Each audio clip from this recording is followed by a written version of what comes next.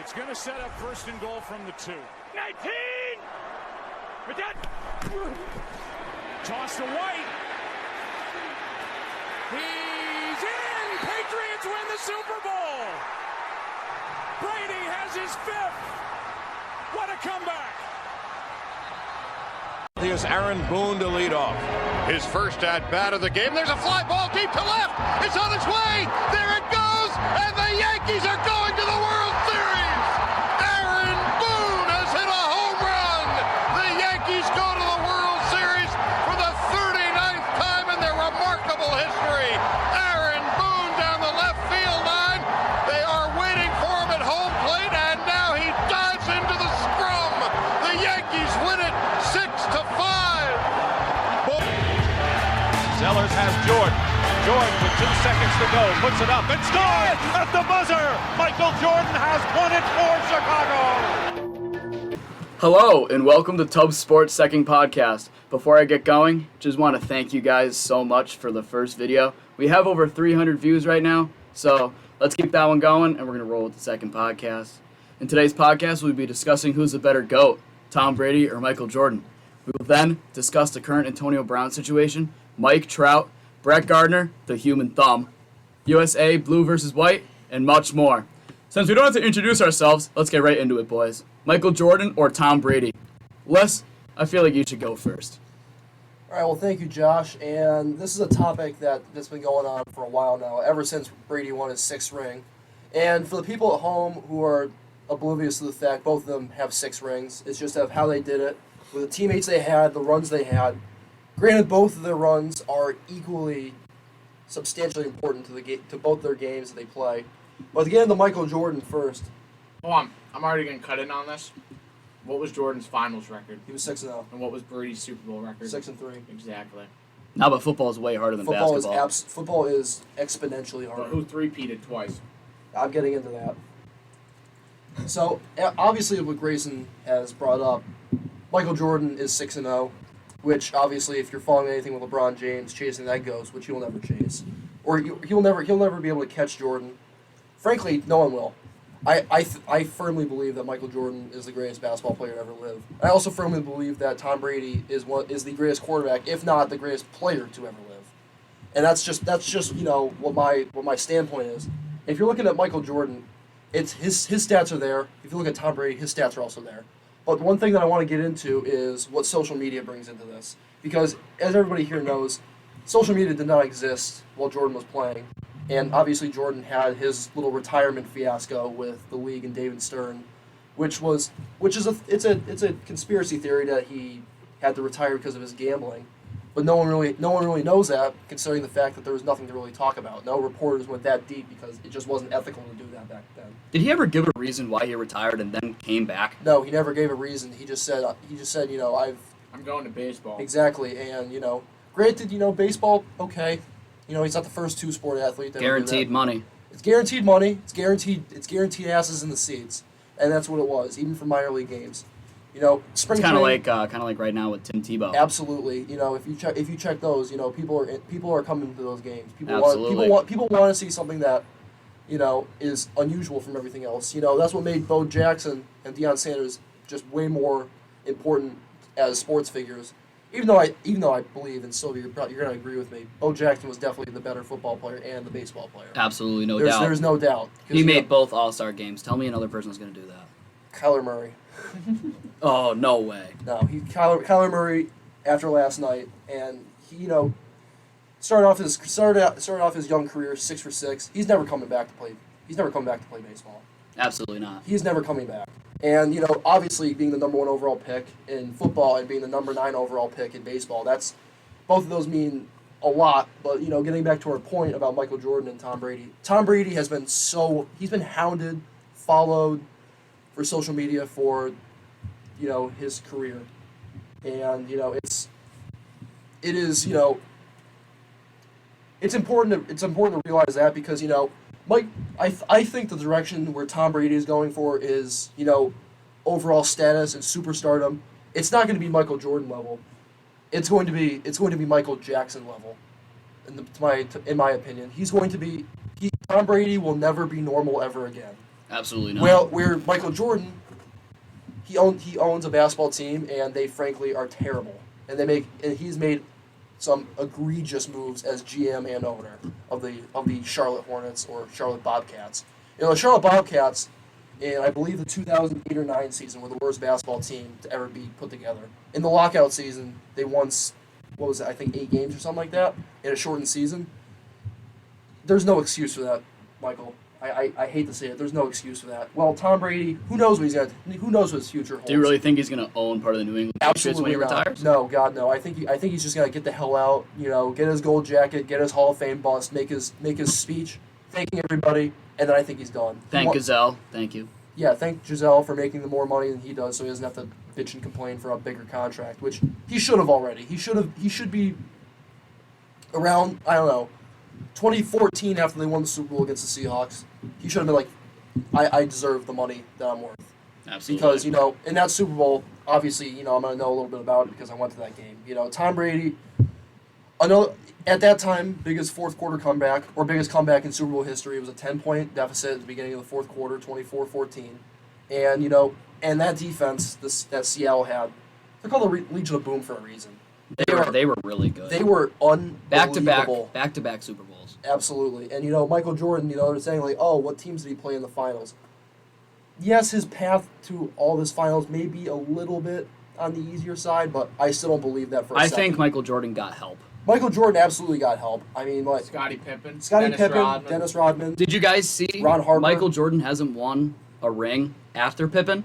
No, he probably wouldn't. Yeah, but look at Tom Brady. He evolved. Wes Welker. Wes Welker, yes. Wes Welker. To Edelman. Amendola, Chris Hogan. Don't forget about Moss. Well, Randy, he didn't win the Super Bowl with him, though. They went 16-0, but they lost. He's still the greatest Patriots wide receiver, I think, ever. I would be leaning towards that. If you're talking about a guy who catches footballs for the Patriots, I believe that's firmly Rob Gronkowski. That's in his hands. No one else. He retired way too early. He did. He had too many injuries. Injuries killed him. Yeah, injuries killed his career, which it's saddening because he was a freak of nature. And to put it on top of that, with Rob Gronkowski, he was just like all the other guys who are playing huge, significant roles on the New England Patriots. He's not a first-round pick. Nope. There's two well-known first-round draft picks from the Patriots that are playing right now. 3 because N'Keal Harry is looking to be gross. I think he's got a pretty good shot at winning Rookie of the Year. Depending, that's the only true weapon until Josh Gordon is eventually reinstated that Tom Brady has. I don't think he will be reinstated. But let's move on. Yeah, and in my opinion, to sum it all up, I think with the help and the social media downfall, I think Brady has that upper hand. And what we're going to talk about next is something that's been in the news for a few days now, and I have to turn this to my good friend Josh Sylvia. Mm-hmm. It's about Antonio Brown. Oh and my goodness. His helmet and foot situation. And just to add here, and if you have no idea what's going on, the NFL they've obviously taken away some of the helmets players wear because they're more dangerous than the helmets they've approved, and that's why they approved them for safeness of the game because football's a very dangerous game and they got to be as safe as possible, and I think we all believe that should be the case. Personally, if we're looking at Antonio Brown's situation, he used the same helmet for 10 years, from 2011 to 2019. And not once has it been a problem until now. Not once has it been a problem until they took it away from him. And also, they took it away from 30 other NFL players, including Tom Brady. But Tom Brady performed last year with a new helmet. He accepted that, and he's going to wear it this year, and he's not bitching and moaning about it. That's my problem with Antonio Brown. He is an absolute diva. But you know what? Yeah. He is still one of the best wide receivers in the game today. Absolutely, and even with his feet, and that's all. I mean, yes, you can blame that on him for not wearing the correct footwear for cryotherapy, but you take that with a grain of salt. You can say, oh, he's an idiot or he doesn't listen to the rules, but shit like that happens. Weird injuries happen. Like weird clauses and contracts have been created for the players to remain on the field. A few basketball contracts. First, for one, Andrew Bynum's in his contract with the Lakers, one of the main clauses in his deal was he cannot play bowling. He cannot bowl again because he tore something in his knee from bowling. What are you and gonna do? that injuries also killed his career because Andrew Bynum was a very good center at one point. It's just that injuries, weight, they all kill his career. So stuff like that happens, but for Antonio Brown, you can't really blame him for that aspect. However, the helmet thing, absolutely you can. The NFL have accepted 34 different helmets for players to wear. They've been approved. And he wants to wear this one helmet, which I get for the whole visibility thing because we have back here, we have the Raiders game live right now. Raider Nation, baby. Yeah, and you can see where I think the eyesight thing's coming in is because of the two posts that are a little bit closer to the eyes. And Antonio Brown's helmet, it's your old school helmet where there's no post. It's just A clear hole. Face basically. mask, clear hole, and he obviously wears a visor as do most NFL players. Honestly, I don't even think it's fully just the helmet. I feel like he just completely wants to be done with football as it is. Do you think? Personally today, I actually saw this interview back in March where he sat down with Yes. Jeff Darlington. Yes, that's a huge point here. And he did say that he would like to play football, but he does not need to play football. He said, of course, he loves it, but he doesn't need it. Absolutely. To be personally honest, I think if the NFL next week at his hearing don't allow him to wear the helmet, I am convinced he will retire. I think Even will though step he down. is running away from over $30 million guaranteed from the Oakland Raiders, if you see Le'Veon Bell run away from $21 million, Antonio Brown would easily walk away from $30 million. and for a dumber reason. And we thought that Le'Veon Bell's situation was stupid, but now you see. Well, I Ezekiel mean, Le'Veon Elliott Bell doing took that. $24 million Yes. instead of 21, which is debatable, but we're not Of talking course. about him today. No, he'll be late. We'll discuss him later when the Jets get rolling. Absolutely. Now, I was saying this earlier. It's a problem now. Like, why wasn't it a problem a year ago, 2 years ago? The helmet? Yeah.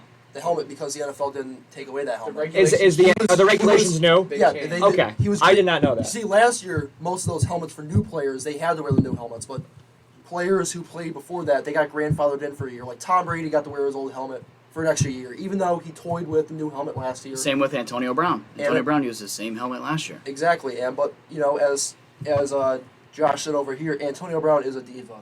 There's no getting around that. All Pittsburgh Steelers players are divas. Right? After do- Le'Veon started that And holdout. Le'Veon's thing, the whole Ben Roethlisberger ducking comments about why the team isn't playing well. That's not on him. Look at Mike Tomlinson, for God's sakes. And- He tripped someone on the Yeah. freaking sideline. That team is littered with a lot of drama, and it's sad because with franchises like the New England Patriots, the Oakland Raiders, the Dallas Cowboys, all of these sports corporations and teams, they've all had storied, histories, and they usually seem to be pretty well locked up. But unfortunately, you get a few players here and there who complain, and it just brings everything to shit. Absolutely. So, Absolutely. and that's Antonio Brown's situation here. Well, Carter Maymon, if I want to bring this over to you, buddy, your good friend Brett Gardner, the human thumb, got ejected yesterday.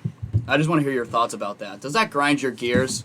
Well, I'll tell you what happened. So yesterday, the Yankees were playing Toronto, and the Yankees lost 8-2. But that's not the point. The point I'm trying to make here is there were a few calls that didn't go quite the Yankees' way, and there was a pitch called to the Yankee designated hitter, Cameron Maybon, a pitch maybe about a good inch outside and low, and Chris Siegel, the home plate umpire, rung him up on strikes.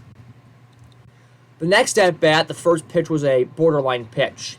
Cameron Maybon yelling from the dugout. Actually, let me go before that. The whole Yankee dugout was on the umpire's ass, and rightfully so if a pitch is missed that bad. But Maybon said, and I quote, "That's fucking terrible," from the Yankee dugout. And right after he said that, the home plate umpire ripped off his mask and pointed towards the Yankee dugout and threw somebody out. At first, I didn't know who they threw out. But then Aaron Boone, the Yankee manager, comes out and asks, "Who'd you toss?" And the umpire says, "Gardner."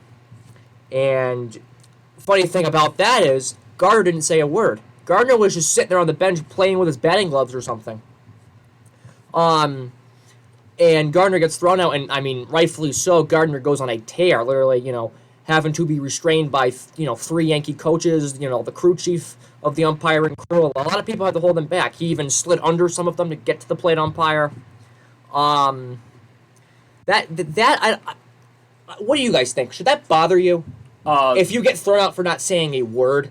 Like it would bother me personally. I would be very mad. Yeah. Just like him, rightfully so. I would say this. If you get thrown out for not saying a word, and also the funny part about this is the umpire didn't know who he threw out. Well, he did, but he didn't look. He literally was watching the pitcher's mound or facing that way, heard something, turned, and threw him out. No clue who the fuck said it, just threw somebody out.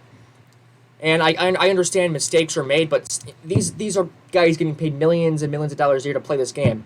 I think if an umpire has rabbit ears, you might as well just throw out the whole dugout. Absolutely. Well, here's the thing with those umpires. The Major League Baseball is trying to incorporate robot umpires. That was my next point. I'm just looking at this stat here.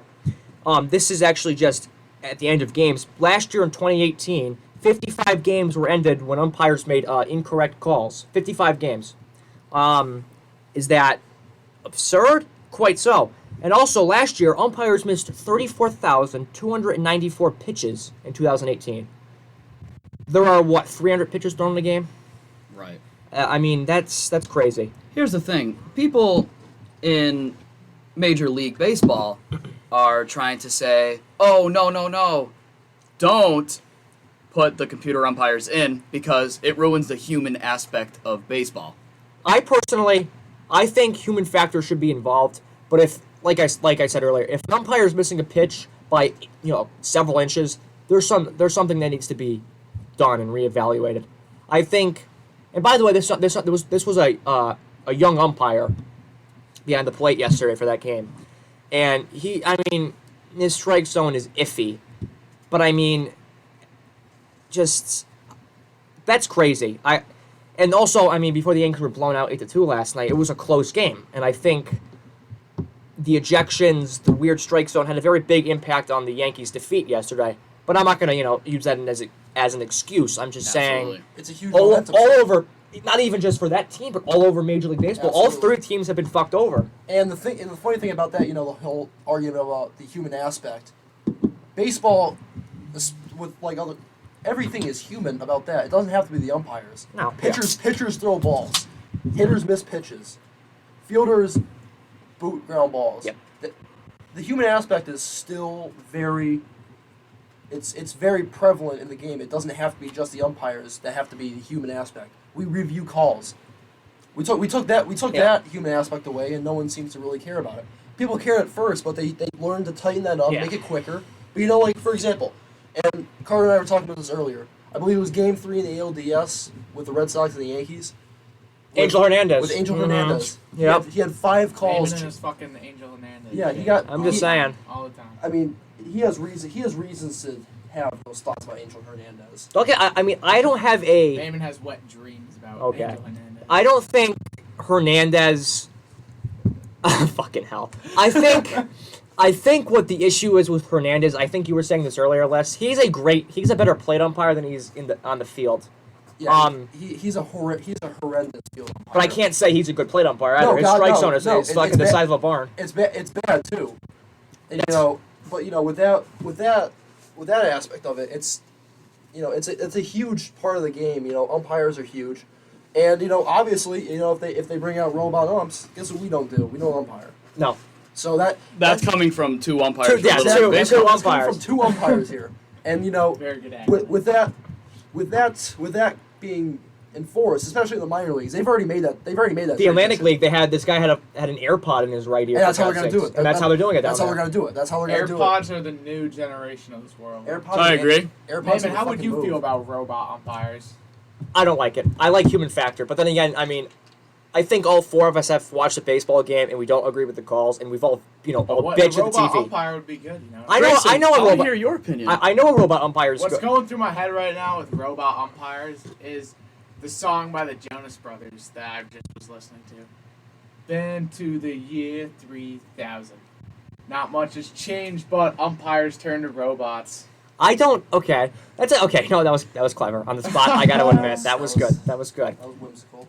But I mean, Liss and myself are both umpires, but I just think umpires do it for one reason. They love the game. They don't just do it. Oh, I got to get a job. Like I have to fuck over some 12-year-old kid who doesn't deserve it today. That's not what it's all about. No, it's not. I think the biggest misconception with umpires but is if I want to eject a little frickin' kid like that, I'll throw their ass right out of the game. They're pissing me off. I'm having a bad that's day. great for you. I Yeah. don't give a shit. Like, Well, I mean, if you're they shouldn't talk to me like that while I'm taking the time. Yes. So that's understandable. That's understandable. But we're talking about robotic umpires. Baseball was the last professional sport to have replay review. Yes. And that was right after Galarraga's, quote unquote perfect game. Yeah, he was out. Yeah. I'm sorry. But and also my point of it about not wanting robotic umpires is that the fact that not only am I an umpire, but I'm also a pitcher.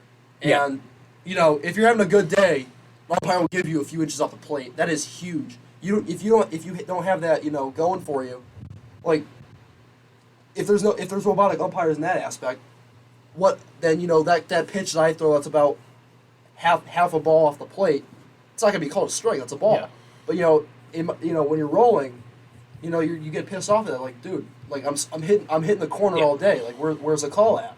And that's my part of it. Like, yes, hitting. If you see one of those bullshit pitches, like, dude, what is wrong with you? But as a pitcher, like, I want every strike I can get because that takes my pitch count down, and that's everything else goes up from there. You roll at that point when you know you have an throw a 3-pitch inning? I have. He has. Have you? Sylvia has, but I've had an immaculate inning. What the hell is that? It's 9 pitches. 3 strikes for per I batter. only care about 3 pitches. But it's still respectable. It's respectable, I know. But yeah, I think I get that. I get the whole aspect where at major leagues, absolutely. We're just like we're toying with the idea with like young anything that's not professional baseball. Yeah. College, maybe, but high school baseball and anything below that, no. You don't need robot umpires for that. Good God, no. How you keep track of strikes to begin with? You can't do that. I don't even think you should need it in the minor leagues. No. I think what the issue is can I just point this out? Why does some of the best pitchers in our game? Why does Verlander have so many strikeouts? Why does Sale have so many strikeouts? Because the umpires more times than not give them pitches on the corners and inside corners as well because they are respected pitchers. Oh, Sale absolutely lives off the inside corner. In the game he just had against the Angels. Yeah, 13 punch-outs. 13 punch-outs, and Chris Sale, especially against right-handed hitters, he lives on the inside corner because his fastball has natural move to it. His fastball runs arm side, which that means is, if you're throwing a ball straight, if you're a left-handed pitcher, it's going to break to your left side. And Chris Sale has a lot of that arm side action. Yep. That's why he freezes guys. That's why David Price used to freeze guys. Well, David Price used to freeze guys because he threw 100 and spotted. He worked the corners better than any prostitute, to be completely honest. Well, if we want to move on, there's an amazing stat by Mike Trout. Oh, absolutely. Yeah, we can get into it. Here's a funny thing. Mike Trout is arguably the greatest player who's ever played baseball. It's also an honor. It's also an honor to live during that. Absolutely. Mike Trout isn't even close. That's blasphemy. I think Mike Trout will end up being the greatest player to ever play the game. 8 years, 2 MVPs, and 6 second places. And the thing about Trout? Mike Trout, like the Michael Trout from Millville, New Jersey. Just because you have that many accolades does not mean simply best player in baseball. I know that helps out, but you gotta. Yeah. How many rings he got? I don't think rings matter. Baseball, it's a completely different story. But you need to have at least one.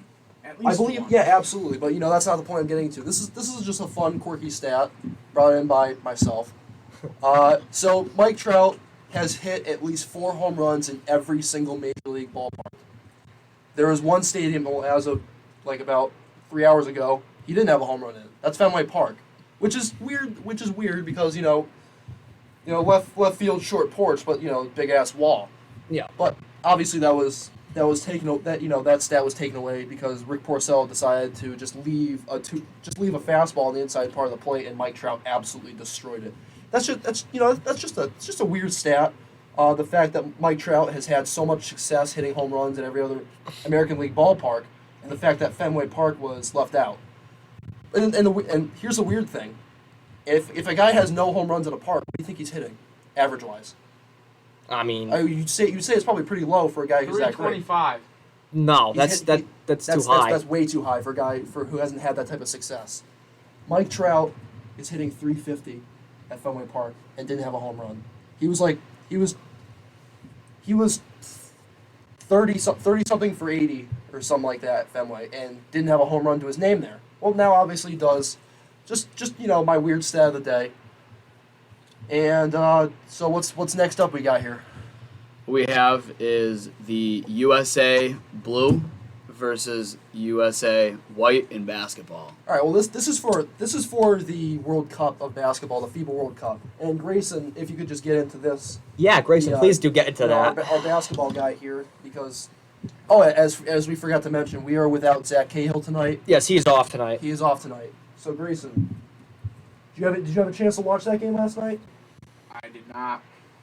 All right. Well, I did take care. Well, I did see. Of course, I saw the stat lines. Of course, I've seen the highlights. But yeah. I You just didn't watch the game live. Personally, I had a little miscommunications and busy problems I had to deal with. Yeah, I get that. Understandable. And so USA Blue they're like the starters. The USA White is like the practice squad.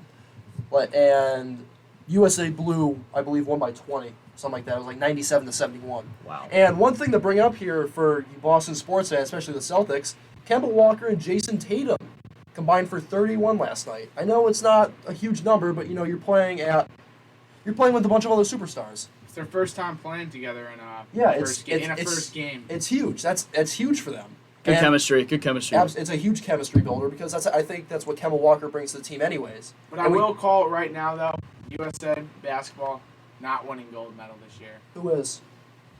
You think in Greece with Giannis saying they trade the MVP for the FIBA gold? I mean, they're starting to do these things now where they're going to start, like, players from the NBA are starting to play for their actual country. So, like, say, Kyrie. Kyrie took that year last year, and he decided he was on Team Australia, but then he decided to switch over. Yes. But then he said this year that he's going to Team Australia. And same with Ben Simmons if he decides to play. They're both of them are from Australia. Exactly. So Originally. there's Giannis and Greece. Like, Well, we need those players to win the gold medal. Absolutely. And you have a guy like... And you have, like, Steph Curry. Steph Curry doesn't want to play for Team USA. He wants to take it off. And same with LeBron James. Where's Durant going to be at? He's going to still be a torn Achilles. He's not going to... He's going to be home shooting in his pool. Exactly. Trying to get back. We don't have that firepower of the stars in today's NBA. Like the Redeem team or the 2012 team or hell, the greatest basketball team ever assembled, the '92 Dream Team.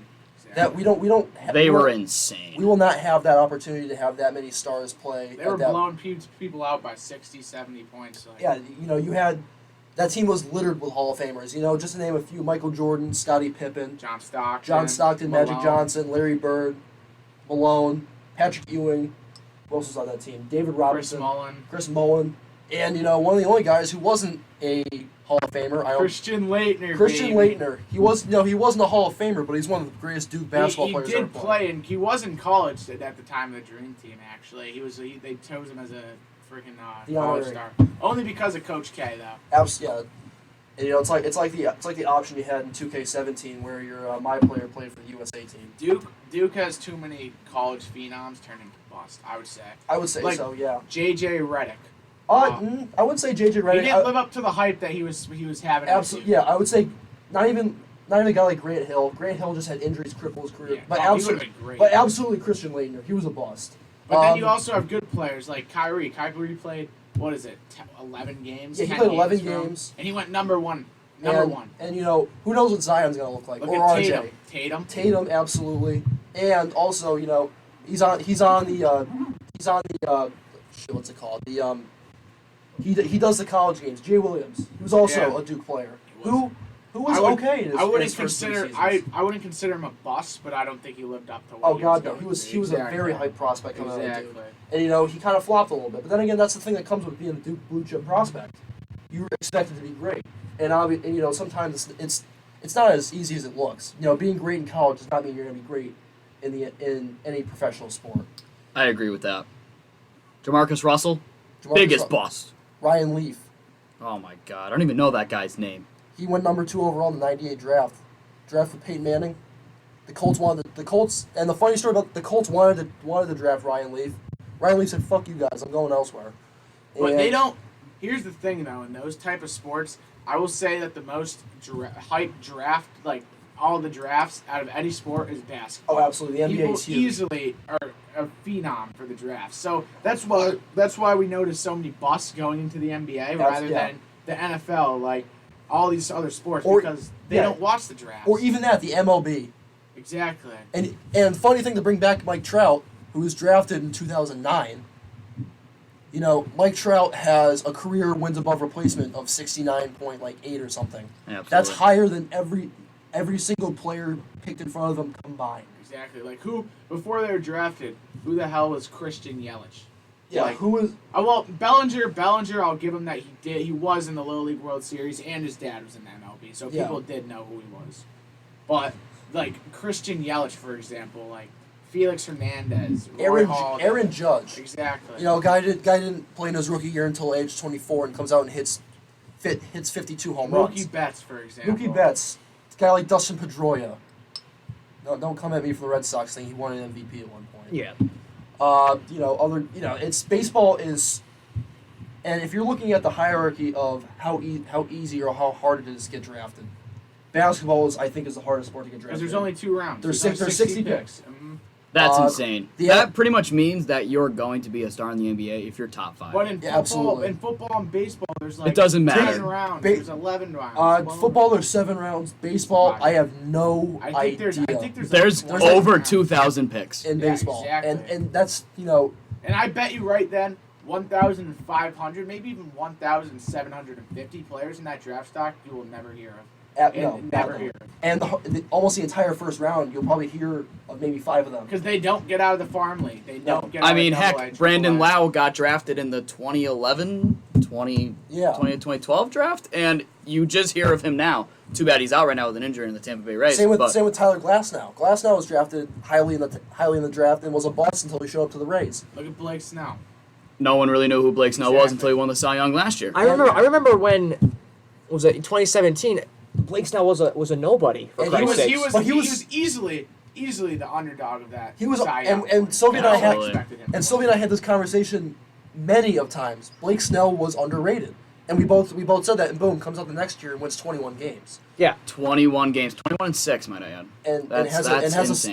He finished with a sub-2 ERA. I think also, like what division does Snell play in? American League East. The best division in baseball. There is no doubt about that. No, there is no doubt. If you have a different opinion, tell me in the comments down below, and we'll have a nice debate about it, because you will never beat me in that debate. No, American League East is the hardest division in baseball. And you're coming. You have the former world champions Red Sox. You have the Yankee team that hit the most home runs in history. The Cleveland second. Indians. No, They're in the AL Central, Grayson. I'm just talking about the AL in general. Okay, understandable. I'm looking at it in a basketball aspect here of like. Western, Eastern. I get East it. And Western, like the Western is much better than the East. Well, not anymore. Not real. Thank you, Kawhi Leonard, wherever you are right now in LA. Thank you for restoring parity. Exactly. Now, okay, next point we have. Well, I was basically saying that the AL is much stronger than the NL. I would say.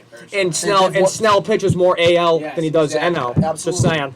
And and going back to the comment section, you're not winning. Every single one of us here is a fan of an AL East team. The only team we're leaving out here is the Blue Jays, which you can find any random Canadian that'll tell you different. Well, you might see the Tampa Bay Rays be the Montreal Rays, but we'll get into that in a different podcast. I sure hope so. Because we are on lockdown. Once we get more updates about that, we will. Right, exactly. We are under lease with Tropicana Field until 2027, so I don't see us going anywhere anytime soon. I hope not, because that would just be stupid. What are you gonna do? That would be very, very stupid. Absolutely. Yeah. Imagine splitting. Imagine Boston playing half of their games in Boston and then half in, I don't know, Idaho. Yeah. Like, that's how it is. That's exactly there's, from my understanding, there's no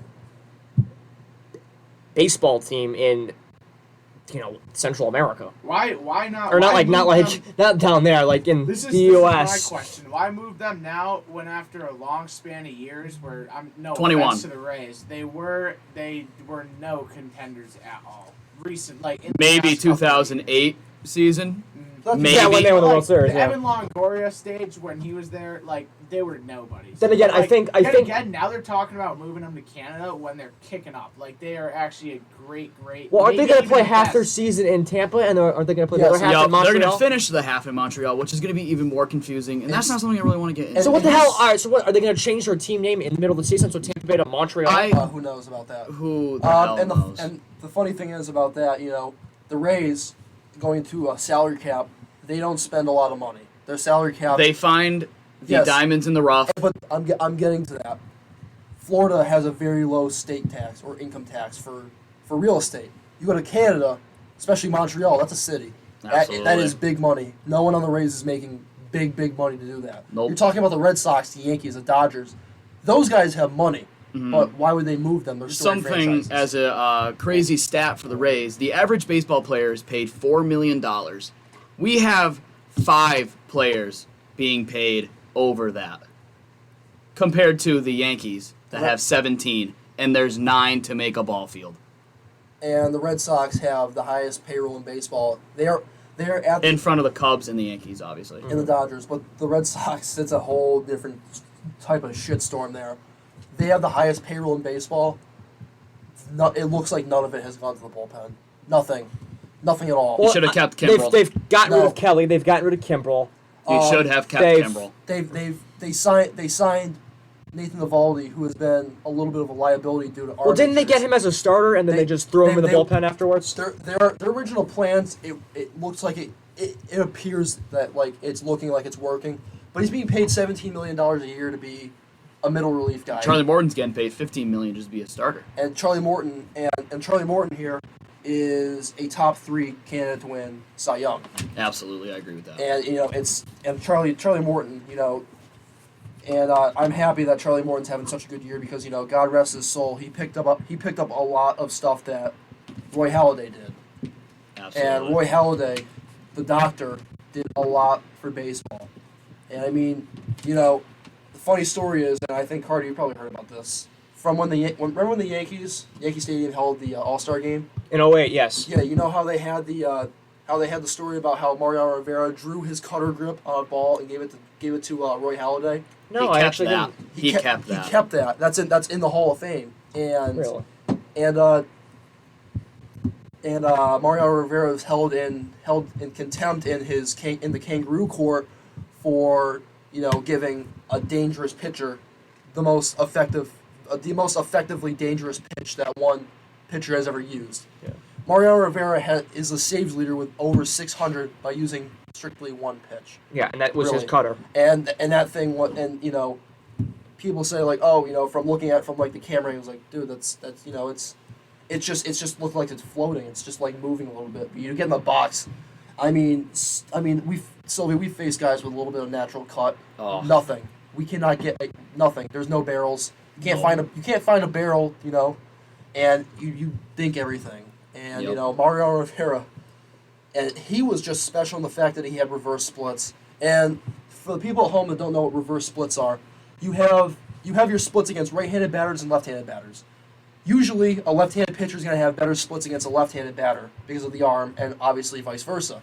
Mariano Rivera had better splits against lefties than he did against righties, because Mariano Rivera broke most of the bats he did in his career on an inside cutter. And that's what he lived on for years. And that has only failed him once. And that was Right. the 2001 World Series Game 7. Yeah. Well, he did fail 4 days in October 2004. That is also true. That is true, But it wasn't as substantial as losing Game 7. Game 7 of the World Series. I And agree. that's where that comes. Closers have the toughest job in baseball. Yeah, absolutely. Yeah. Closing the game. That's And hard you to do. being that's held what- responsible for the team's win or Win or loss. Or loss, yeah. Or extra innings. Or extra No innings. one wants to get involved with that. Nope. And if you're looking at like great closers of our time, guys like Mariano Rivera, Trevor Hoffman, Jonathan Papelbon, Craig Kimbrell, Fernando Rodney, even for a little short period of I time. love Fernando Rodney. And they all Naturally threw 100. He was amazing for Yeah, the but race. Rodney has been downhill, I think. He's on the Athletics now. He's doing pretty good. If you're talking He's about doing fine. downhill after a bad run, look no further than Jonathan Papelbon. Absolutely. He blew a game that would have put the Red Sox in the playoffs against the Orioles. After that season, he wanted more money. Obviously, that didn't happen. He went and bounced around a little bit. He played for the Phillies, the Nationals, and his career went off the fucking rocker. You know, he's out here bitching out teammates and trying to kill Bryce Harper with his bare fucking hands. And you know, Bryce Harper though. Bryce Harper. Yeah, but still, Overrated. It's overrated. you can't try to kill a teammate by choking him. Nope. No, that's just I do not how that condone that. rolls. And a guy like Craig Kimbrell, who had a shaky, he had a pretty shaky. He's pretty wild, I would say. Shaky playoff run last year, and obviously the Red Sox didn't want to pay that long term. And he sat on the shelf. Yeah, but now for they're not going months. to even go to the playoffs, debatably. No, they won't. They're done.